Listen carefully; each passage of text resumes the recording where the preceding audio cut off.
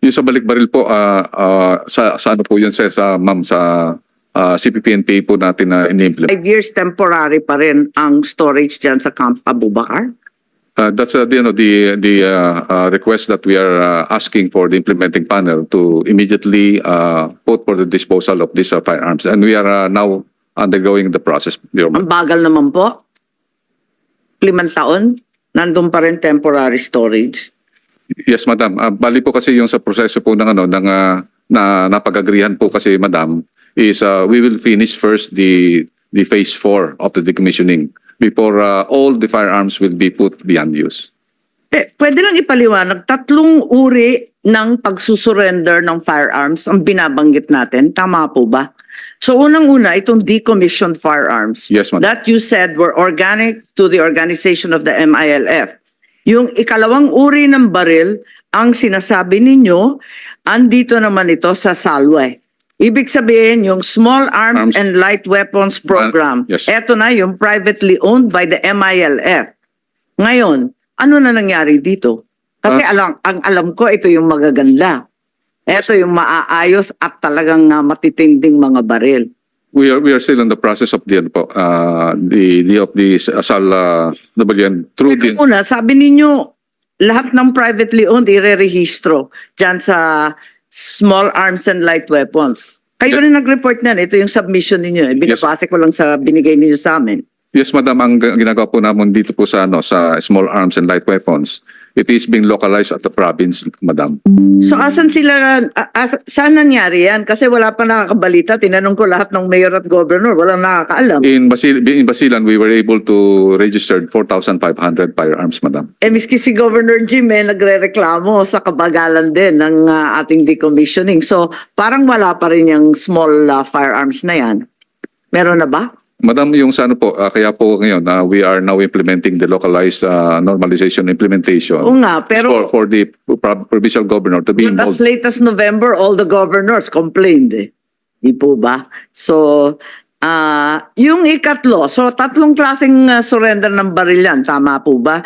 Unang-una, yung decommission proper, MILF organic guns. Ikalawa, yung mga baril na sariling pag-aari ng mga MILF combatants, small arms and light weapons na napakalabo pa unless you are able to report to us these supposedly pilot areas. Ikatlo, yung balik baril. Tama? Lahat yan ini-implement ba sa BARM? Kasi may balik baril rin na binabanggit dito na mas mababa ang halaga at simpleng-simple lang ang proseso. Walang transitional cash grant. Yung sa balik baril po, sa ano po yun, sa CPP-NPA po natin na in-implement. Wala po sa ano. So, wala yan sa BARM. Wala po. Kasi nabanggit rin dito na naiiba ito sa balik baril. So walang balik baril whatsoever sa buong BARM area. Tama po ba? It is not under po yan. Yung... Can we please clarify? Kasi yung ibang nag-surrender ng baril, ang sinabi sa kanila, balik baril lang kayo, hindi kayo kasali dito sa 100,000. Yes po, doon po sa 40,000 na combatants, meron po tayong 7,000 na organizationally owned firearms na for the MILF. Kasi 3 po yung category ng firearms na kaya nga tinatanong ko kasi napakalabo po pati mismo yung decommissioned combatants baka naman na nabubukulan na yung mga yan dahil sinasabi sa kanila balik baril lang kayo, hindi pa kayo kasali o kaya yung sa small arms lang kayo, hindi pa kayo kasali. Paano ba talaga? Po sa 2 kategory ng baril na hindi kasama po sa decommissioning, ito po yung individually owned firearms, ito po yung i-address po sa SALW program. So inaamin po ninyo na wala pa. Etong privately owned firearms, nakakalat pa rin yan sa buong BARM kasi wala pa. We started po yung SALW program last year po, nung last quarter, and we pilot that in Basilan po. So nakailam na po ang na-surrender o na-rehistro? We already have around more than 4,000 stenciled firearms for the SALW program po. Are you able to register them under the PNP as Senator Bato and I well know? Yes, ma'am. Confidential rin yan. The AFP and the PNP in Basilan are involved in this LNI program po. So it's more or less looks like a regular gun registration effort as Yes we po. know it. Yes po. And we'll be doing that similar program in some other provinces of the BARM. So nakaka 4,000 na kayo. Yes po. So you're saying may 4,600 sa decommissioned organic MILF plus another 4,000 na privately owned. Tama ba yun?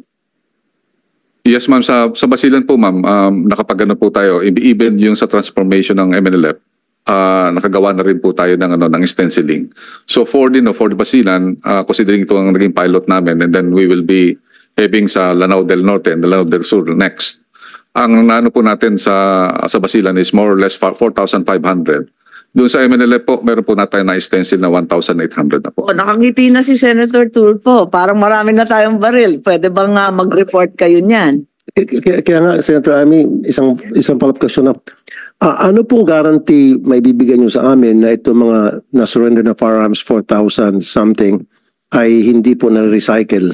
Kasi sabi nyo kasi confidential, kaya lalo ako nagdududa ngayon.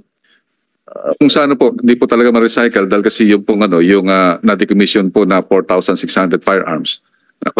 Nakalocate po sa mga tinatawag nating mga van, mga talagang Pero nga po, how secured are those weapons? they're very secured, Your Honor. Actually, it is being inspected. Kaya nga po sa susunod na hearing, kahit kung gusto nyo confidential, executive session tayo, para makita namin Yes, na yes. talagang secured yung mga baril na yon. Yes, Your Honor. That's why. Maybe we can also invite your staff to be there. And then can you start the process disregarding yung sabi may pag-uusap confidential? I'm not gonna listen to him because Actually, we're sir, talking about the law of the land, like what Senator Amy did mention.